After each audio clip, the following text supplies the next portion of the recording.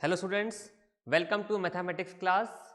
Exercise 5.3 हम discuss कर रहे थे।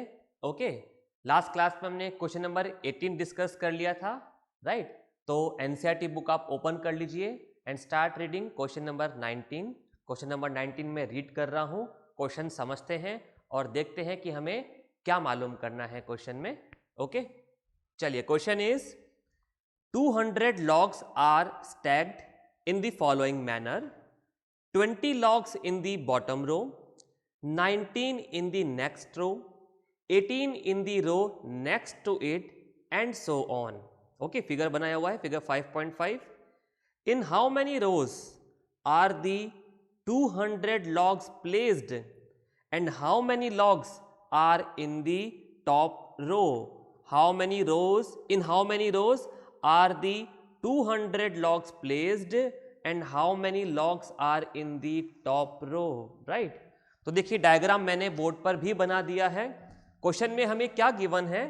कुछ लॉग्स जो लकड़ी के टुकड़े होते हैं, ओके, उनको हमने इस तरीके से प्लेस किया है। कैसे? In the first row there are 20 logs. First row में कितने लॉग्स हैं? 20। ओके, सेकेंड रो में कितने लॉग्स हैं? 19, राइट? ये सेकेंड रो फर्स्ट रो के ऊपर ही है। ओके, डायग्राम जो बुक में गिवन है आप देख सकते हैं। देन थर्ड रो में कितने लॉग्स हैं? 18 लॉग्स। तो इस तरीके से हर रो में हम एक लॉग कम कर रहे हैं प्लेस्ड, और 1 बाय 1 रोज में हम लॉग्स को प्लेस कर रहे हैं। हमसे क्या पूछा गया है? हमसे ये पूछा गया है कि कितनी लॉग्स में, कितनी रोज में टोटल, देखिए जैसे ये फर्स्ट रो है, ये सेकंड रो है, ये थर्ड रो है। ओके, तो ऐसे कितने रोज हम बनाएं ताकि टोटल लॉग्स कितने हो जाएं? 200। कितने टोटल लॉग्स हमें गिवन है? कितने लॉग्स प्लेस करने हैं? 200 लॉग्स। ओके, तो देखिए 20 लॉग्स फर्स्ट रो में हो गए प्लस 19। ओके, तो फर्स्ट और सेकंड रो में कितने लॉग्स हो गए? 20 प्लस 19, 39 हो गए। फिर थर्ड रो तक कितने लॉग्स हो गए प्लेस्ड? 20 plus 19 plus 18।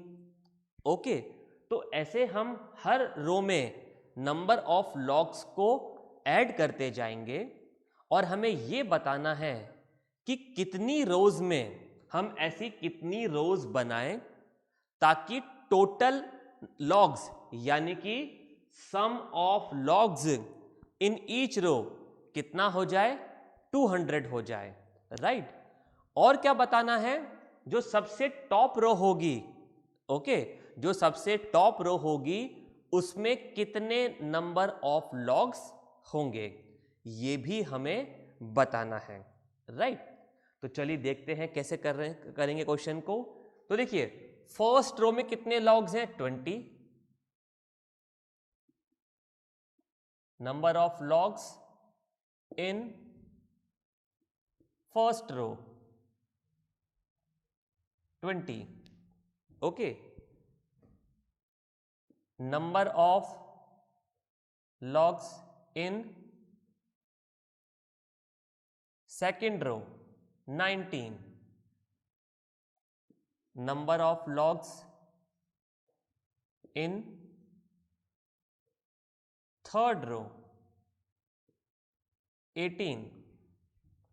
ओके, तो ऐसे ही अब हम इन नंबर्स की एक सीक्वेंस लिख सकते हैं।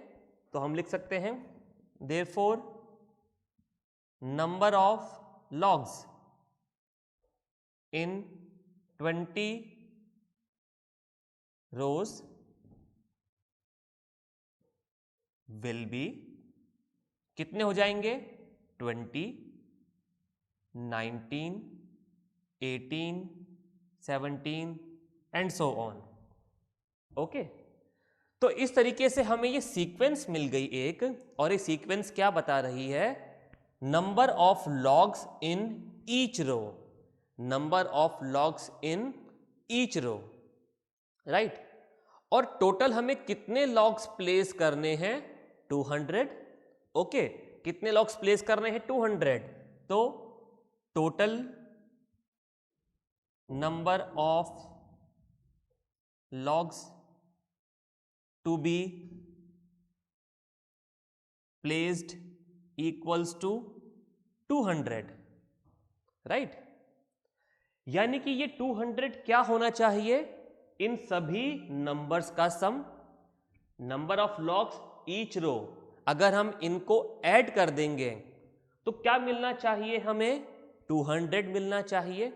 ओके, चलिए अभी सीक्वेंस को ध्यान से देखते हैं। इतना हमने समझ लिया, हमने ये समझ लिया कि नंबर ऑफ लॉग्स हम प्लेस कर रहे हैं रो बाय रो। किस तरीके से प्लेस कर रहे हैं? One less in each next row. Total कितने लॉग्स प्लेस करने हैं? 200 लॉग्स प्लेस करने हैं। और ये 200 लॉग्स क्या होगा? इन सभी नंबर्स का सम होगा, यानी कि 200 will be equals to sum of number of logs in each row. Okay, इतना क्लियर है? चलिए अभी सीक्वेंस को देखते हैं। देखिए 20, 19, 18, 17 एंड सो ऑन।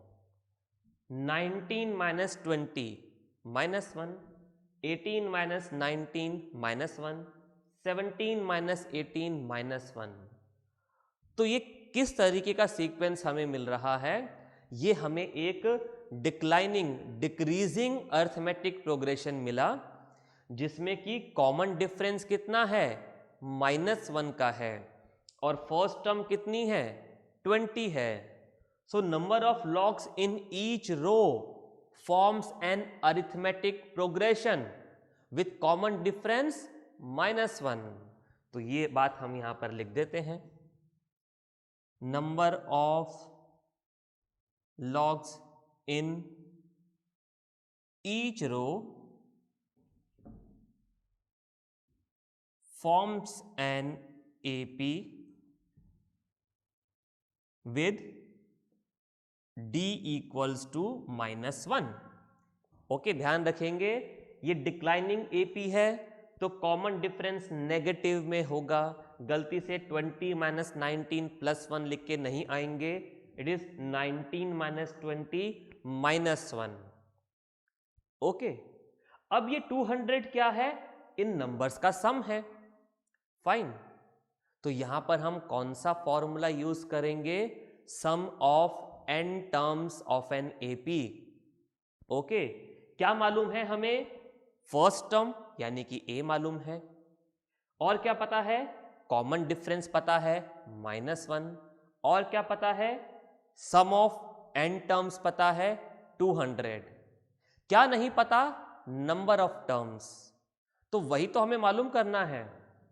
ओके, हमसे पूछा गया है कि ऐसी हम कितनी रोज बनाएं ताकि टोटल नंबर ऑफ लॉग्स क्या हो जाए? 200। तो देखिए फर्स्ट रो में कितने लॉग्स थे? 20। तो ये क्या हो गया? First term of the AP। Second row में कितने लॉग्स थे? 19। तो 19 क्या है? Second term of the AP, यानी कि सेकंड रो को रिप्रेजेंट कर रहा है। ये फर्स्ट रो हो गई, ये second row. 18 third row, 17 fourth row. Okay, तो हमें क्या मालूम करना है यहां पर कि कितनी रोज बनाएं ताकि इन सभी नंबर्स का सम कितना हो जाए? 200। यानी कि हमें क्या मालूम करना है? Number of terms in this AP so that sum of terms will become 200। ऐसे कितने टर्म्स हम लिखें ताकि उनका सम कितना हो जाए? 200 हो जाए। ओके, यानी कि हमें क्या पता करना है यहां पर? नंबर ऑफ टर्म्स मालूम करना है। ओके, तो यहां लिख देते हैं by using the formula of sum of n terms of an AP we get। ओके, तो अब आप इतना नोट कर लीजिए, थोड़ा सा पार्ट में रब कर देता हूं। ओके, आपने नोट कर लिया होगा। तो ये डायग्राम मैं यहां से रब कर देता हूं, डायग्राम बुक में बना हुआ है आपके पास में।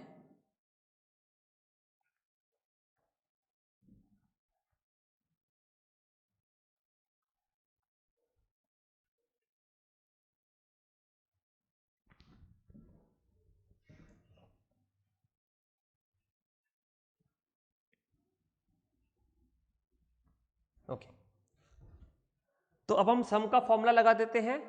क्या फॉर्मूला है सम का? S N equals to n/2 into 2a plus n-1d। Okay, हमें सम गिवन है कितना? 200, राइट? 200।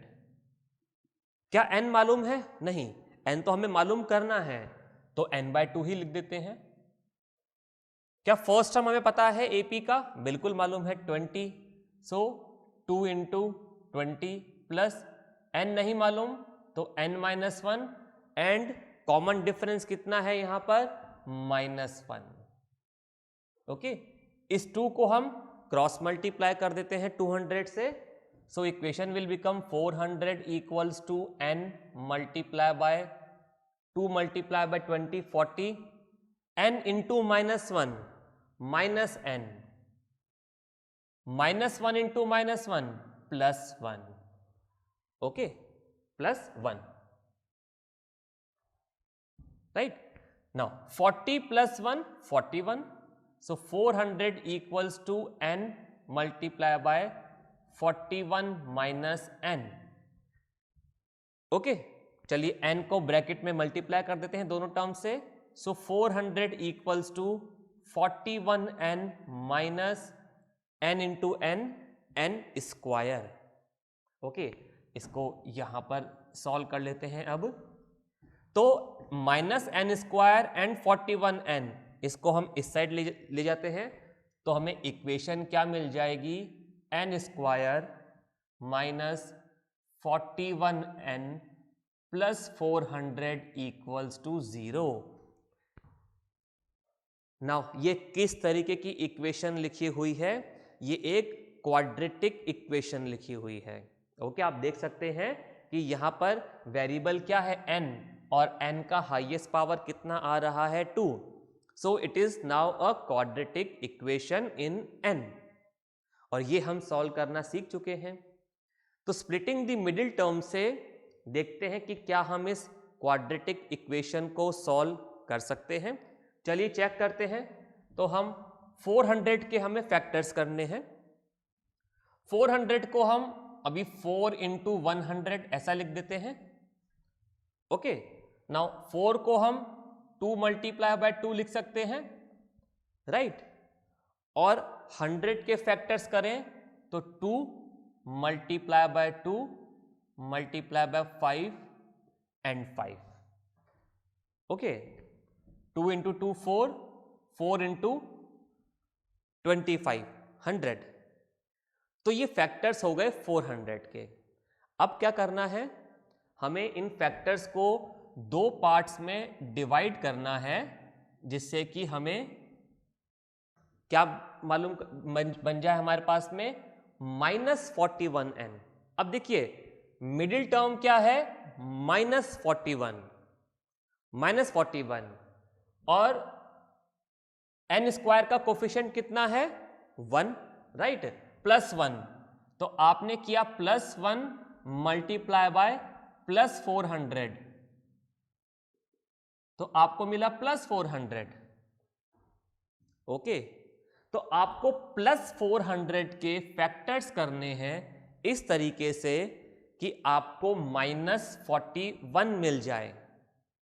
अब क्योंकि ये टर्म प्लस में है और मिडिल टर्म नेगेटिव है, यानी कि नेगेटिव टर्म है अगर ये, तो फैक्टर्स भी कैसे होने चाहिए? दोनों नेगेटिव वैल्यू के होने चाहिए। ओके, तो 400 को किस तरीके से स्प्लिट करें 2 पार्ट्स में, ताकि उन दोनों पार्ट्स का सम तो कितना मिले? प्लस मल्टीप्लिकेशन कितना मिले? +400, और उनका एडिशन कितना मिले? -41। ओके, तो आप देखिए यहां पर 2 हमारे सामने 4 टाइम्स लिखा हुआ है, सो 2 multiply bye 4, 2 into 2 4, 4 into 2 8, 8 multiply by 2 16, और ये हमारे पास में लिखा हुआ है 5 इंटू 5 25। ओके, अब अगर मैं -41 को इस तरीके से लिख दूं, -16n -25n, सो -16 -25 ये हो गया -41, and -16 multiply by -25 minus multiply by minus plus, so it will be +400। तो हमने स्प्लिटिंग द मिडिल टर्म से इस क्वाड्रेटिक इक्वेशन को सॉल्व कर रहे हैं। ओके, अब क्या करेंगे, इन दोनों टर्म्स में से n कॉमन आ रहा है, तो n कॉमन ले लिया, क्या बच गया, n² में से n कॉमन लिया तो n बच गया, -16n, n कॉमन लिया -16।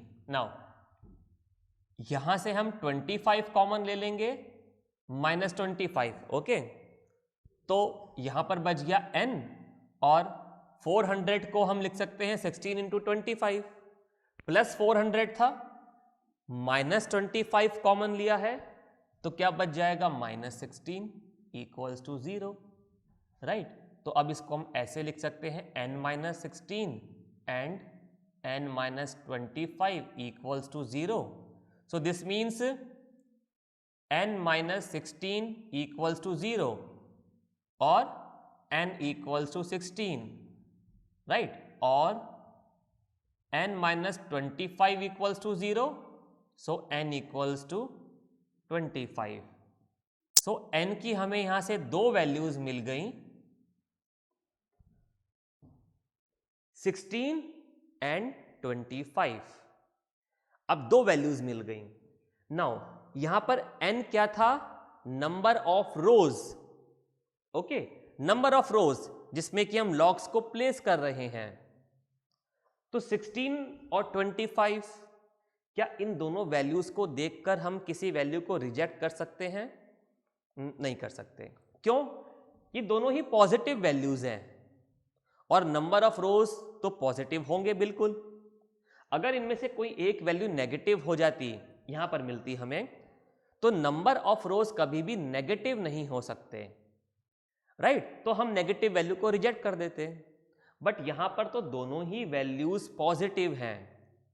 अब नंबर ऑफ रोज की वैल्यू 2 अलग अलग तो नहीं आ सकती भाई, या तो नंबर ऑफ रोज 16 हो सकती हैं या 25, 2 अलग अलग वैल्यूज यहां पर पॉसिबल नहीं है, राइट। नंबर ऑफ रोज तो एक ही वैल्यू मिलेगी हमें, राइट। तो इनमें से कौन सी वैल्यू को हम रिजेक्ट करें, आइए देखते हैं। तो थोड़ा सा पार्ट में ये रब कर देता हूं।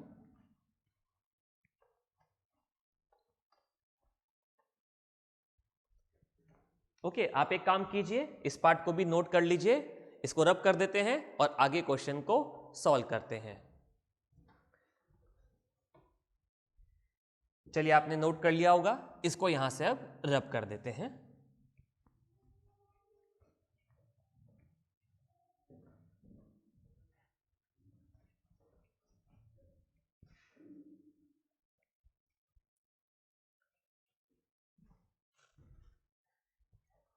ओके, अब नंबर ऑफ रोज 16 है या 25, ये हमें चेक करना है।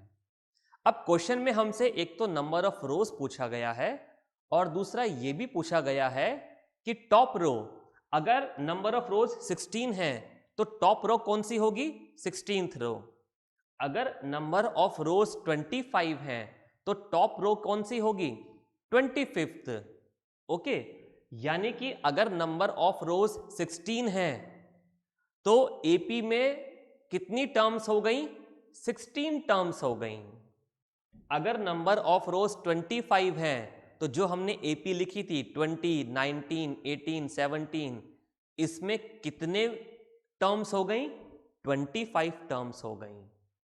अब number of rows top row में कितने लॉग्स होंगे ये कैसे मालूम चलेगा? तो कैसे मालूम चलेगा? अगर हम ये मालूम कर लें कि टॉप रो की वैल्यू क्या है, यानी कि nth term of the AP. हम अगर नंबर ऑफ रो 16 है तो हम अगर ये मालूम कर लें कि एपी में 16th टर्म की वैल्यू क्या होगी। देखिए मैं एक बार एपी को यहां पे फिर से लिख देता हूं, 20, 19, 18, 17 एंड सो ऑन। तो ये 20 क्या था? फर्स्ट रो में नंबर ऑफ लॉग्स। 19 क्या था? सेकंड रो में नंबर ऑफ लॉग्स। 18 क्या है? थर्ड रो में नंबर ऑफ लॉग्स। ओके, 18 क्या था? थर्ड रो में नंबर ऑफ लॉग्स। 17 क्या है? फोर्थ रो में नंबर ऑफ लॉग्स। और ये क्या है? इस एपी की टर्म्स भी हैं, first term, second term, third term, fourth term. तो फोर्थ रो में इतने लॉग्स हैं, तो 16th रो में कितने लॉग्स होंगे? यानी कि हम इस एपी की 16th टर्म मालूम कर लें। चलिए पता कर लेते हैं। तो हम लिखेंगे if number of rows equals to 16, okay, then A16 का वैल्यू क्या होगा? 16th term will be A plus 15D। Okay, A कितना है? 20 plus 15 into common difference -1, right. So 20 minus 15 यानी कि 5। तो अगर नंबर ऑफ रोज 16 है तो 16th टर्म की वैल्यू क्या मिली? 5। यानी कि टॉप रो में कितने लॉग्स होंगे? 5। क्या ये एक वैलिड आंसर है? ये एक पॉजिटिव नंबर है और नंबर ऑफ लॉग्स भी पॉजिटिव ही होंगे। ओके, नेगेटिव नहीं हो सकते। तो इसको रिजेक्ट करने का हमारे पास में कोई ऑप्शन ऐसा नहीं है। अब क्या करें? n इक्वल्स टू 25 को चेक कर लेते हैं। If number of rows are 25, okay, then A25 equals to 25th term क्या होगी? A plus 24D, and A is 20, common difference is -1, so it will be 20 minus 24, that means -4। तो अगर number of terms 25 हैं तो 25th term की value क्या मिली? -4। क्या number of logs negative में हो सकते हैं? नहीं, नंबर ऑफ लॉग्स मिनिमम 1 हो जाएंगे। ओके, लेकिन नेगेटिव में कभी नहीं हो सकते। ये हो सकता है कि टॉप रो में एक ही लॉग हो, लेकिन नेगेटिव लॉग्स नहीं हो सकते। नंबर ऑफ आइटम्स कभी भी नेगेटिव नहीं हो सकते, राइट। तो हम यहां मेंशन करेंगे as number of logs can not be negative, okay. So n equals to 25 is rejected। तो हमने n equals to 25 को रिजेक्ट कर दिया। तो नंबर ऑफ रोज कितनी हो गई इस गिवन एपी में? 16। ओके, तो कितनी रोज? टॉप रो कौन सी होगी? 16th रो। और टॉप रो में नंबर ऑफ लॉग्स कितने होंगे? 5। तो जो दो इंफॉर्मेशन हमसे पूछी गई थी गिवन एपी में, जो दो चीजें पूछी गई थी, हमने दोनों ही कैलकुलेट कर ली with the help of given information. तो यहाँ पर एक क्वाड्रेटिक इक्वेशन बनी थी, इसलिए हमारे पास में दो वैल्यूज आई। यहाँ पर तो हम इन दोनों वैल्यूज को रिजेक्ट नहीं कर सकते क्योंकि दोनों ही पॉजिटिव वैल्यूज हैं। तो यहाँ कोई क्राइटेरिया नहीं था इनको रिजेक्ट करने का। अगर यहाँ पर ही एक वैल्यू नेगेटिव मिल जाती तो हम इसको रिजेक्ट कर देते। तो हमने क्या किया? चेक किया कि अगर नंबर ऑफ रोज 16 हैं तो टॉप रो में कितने लॉग्स होंगे, और अगर नंबर ऑफ रोज 25 हैं तो टॉप रो में कितने लॉग्स होंगे। और यहां से हमने देखा कि अगर नंबर ऑफ रोज 25 हैं तो टॉप रो में नंबर ऑफ लॉग्स नेगेटिव में आ रहे हैं, which is not possible, so this case is rejected, right. So number of rows are 16, top row will be 16th row and number of logs in the top row will be 5। तो 200 logs को place करने के लिए हमें कितनी रोज चाहिए, हमें चाहिए 16 रोज, और टॉप रो में लॉग्स कितने होंगे 5। ओके, तो आप इस क्वेश्चन को नोट कीजिए। We will do one more question.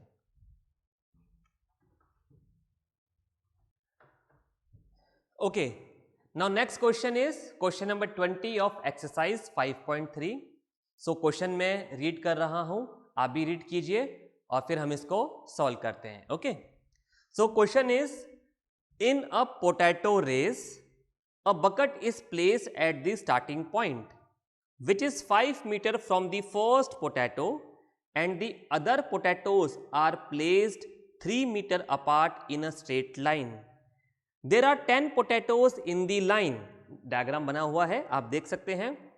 A competitor starts from the bucket, picks up the nearest potato, runs back with it, drops it in the bucket, runs back to pick up the next potato, runs to the bucket to drop it in, and she continues in the same way until all the potatoes are in the bucket। What is the total distance the competitor has to run? Okay, so हमें क्या given है question में, एक school में एक competition हो रहा है और कंपटीशन में क्या करना है हमें, एक बकेट है, राइट, और बकेट से कुछ डिस्टेंस पर कुछ पोटैटोज प्लेस किए हुए हैं, राइट। हमें यहां से स्टार्ट करना है, फर्स्ट पोटैटो तक रन करना है, उसको पिक करना है और बकेट में डालना है, फिर वापस यहां से रन करना है सेकंड पोटैटो तक, उसको पिक करेंगे और बकेट में डालेंगे, और ऐसा हम करते रहेंगे जब तक हम पूरे 10 पोटैटोज बकेट में नहीं डाल देते। और हमें क्या इंफॉर्मेशन गिवन है, फर्स्ट पोटैटो इस बकेट से 5 मीटर के डिस्टेंस पर प्लेस्ड है। ओके, फर्स्ट पोटैटो का बकेट से डिस्टेंस है 5 मीटर, और उसके बाद हर पोटैटो के बीच का डिस्टेंस कितना है, 3 मीटर, यानी कि ये सेकंड पोटैटो फर्स्ट पोटैटो से 3 मीटर के डिस्टेंस पर है, ये थर्ड पोटैटो ये सेकंड पोटैटो से 3 मीटर के डिस्टेंस पर है। तो हमें ये बताना है कि ऐसे अगर सारे पोटैटोज एक कॉम्पिटिटर ने बकेट में डाल दिए तो कितना डिस्टेंस टोटल कवर किया। ओके, चलिए समझते हैं। देखिए, यहां से रन करना स्टार्ट किया, रन किया फर्स्ट पोटैटो तक, और ये डिस्टेंस कितना है, 5 मीटर। अब इस पोटैटो को पिक किया और वापस बकेट तक आए, तो 5 मीटर हमने रन किया इस पोटैटो को पिक करने के लिए, और 5 मीटर फिर से रन किया इस पोटैटो को बकेट में डालने के लिए। ओके, तो टोटल डिस्टेंस कितना हो गया, 2 मल्टीप्लाई बाय 5। चलिए इसको लिख देते हैं, distance covered to pick first potato equals to 2 into 5 मीटर। ओके, चलिए, तो फर्स्ट पोटैटो हमने पिक करके बकेट में डाल दिया। अब सेकंड पोटैटो पिक करना है, तो अब क्या करेंगे, यहां से फिर रन करना शुरू करेंगे, और कहां तक, इस सेकंड पोटैटो तक, और बकेट से सेकंड पोटैटो का डिस्टेंस कितना है, देखिए ये डिस्टेंस था 5, और फर्स्ट और सेकंड पोटैटो के बीच का डिस्टेंस है 3, तो ये टोटल डिस्टेंस कितना हो गया, 5 + 3, 5 + 3 8, तो 8 मीटर हमने रन किया पोटैटो को पिक करने के लिए और 8 मीटर रन किया उसको ड्रॉप करने के लिए बकेट में, तो टोटल डिस्टेंस कितना हो गया 2 multiply by 8। So distance covered to pick second potato, इसको हम ऐसा लिख देते हैं 2 इंटू 5 प्लस 3, 5 प्लस 3। ऐसे ही थर्ड पोटैटो, वो सेकेंड पोटैटो से भी 3 मीटर और दूर है, तो सेकेंड पोटैटो के लिए कितना डिस्टेंस रन किया था 5 प्लस 3।